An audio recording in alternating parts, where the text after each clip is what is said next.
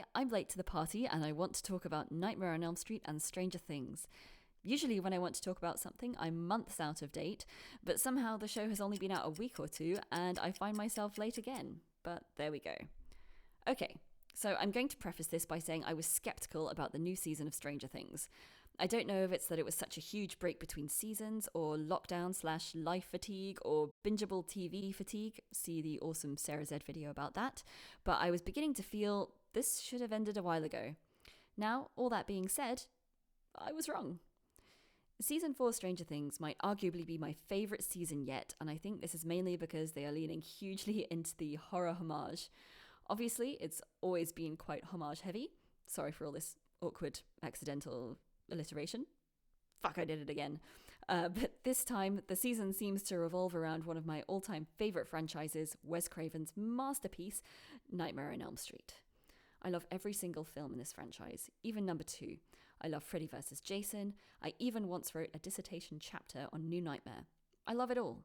So watching season 4 unfold, encompassed by this Freddy-esque vibe, and sometimes even more than a vibe, was making it hard for me to contain myself. So here we are. And here, as the title has already told you, are my favourite Nightmare on Elm Street references in season 4 Stranger Things. Oh, and spoilers, obviously.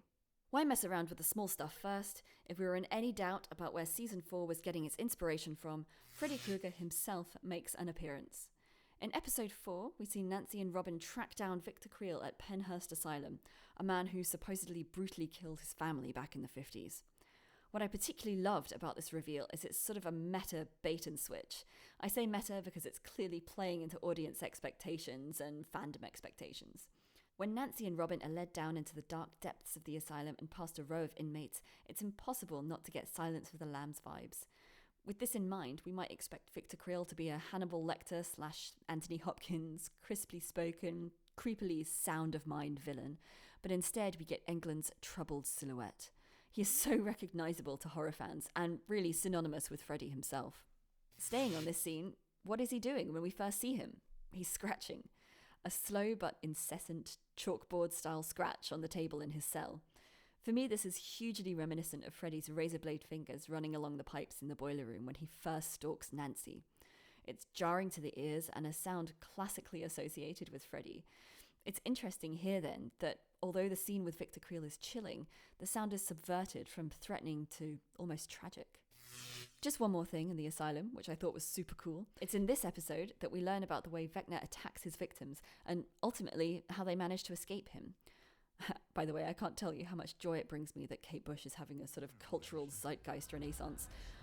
Anyway, I couldn't help but notice that as Victor Creel lies down, the song he's humming, and the song that seemed to save him while the rest of his family succumbed to Vecna, is Dream a Little Dream of Me by Ella Fitzgerald. I don't think this needs explaining, but just in case, of course, Freddy Krueger, aka Robert Englund, is famous for killing his victims in their dreams. Obviously, this made my little nightmare fandom brain explode with joy. Okay, from here on out, we're going to whiz through the references. This is less analyse-y and more just things that made my inner horror nerd go. The cutout of Freddy Krueger behind Max as she enters the video store starts off as just a, that's nice. Obviously I enjoyed it because seeing Freddy anywhere is awesome, but the fact that this tiny reference grows into a larger part of the show is super satisfying. Also, the fact that it looks as though his claw is about to curl around her shoulder is a really nice nod to the fact that Max is in danger and definitely on Vecna's hit list in the near future. With all that said about Max, however, by the end of the season, it's Nancy who is in the most peril, as Vecna sabotages her escape from the Upside Down, transporting her to his house, much like how Freddy's victims get transported to his boiler room in their dreams. So why is this worth pointing out? Well, she's called Nancy, for God's sake.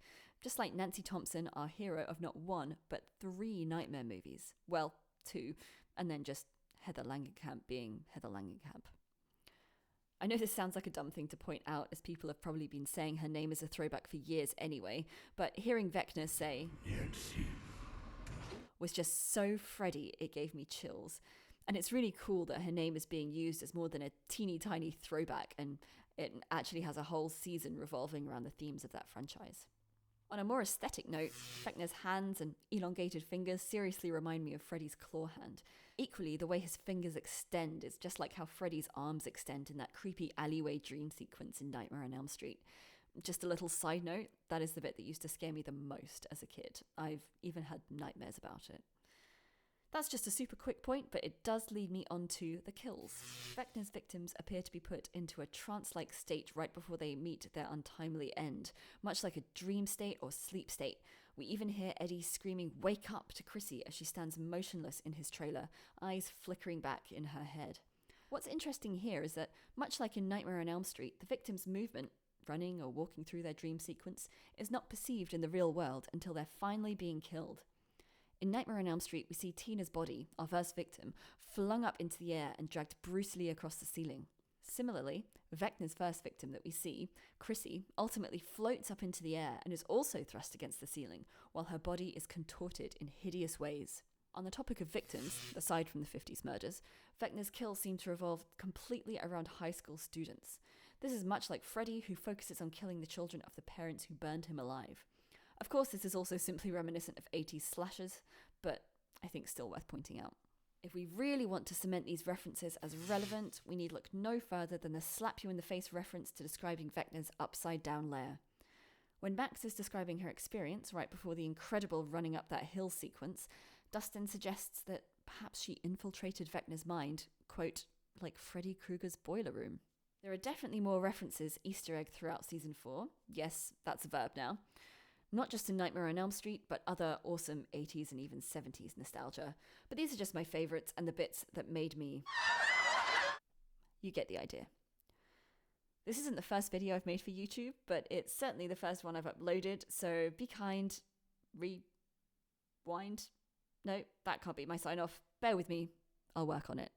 I will hopefully see you in the next one.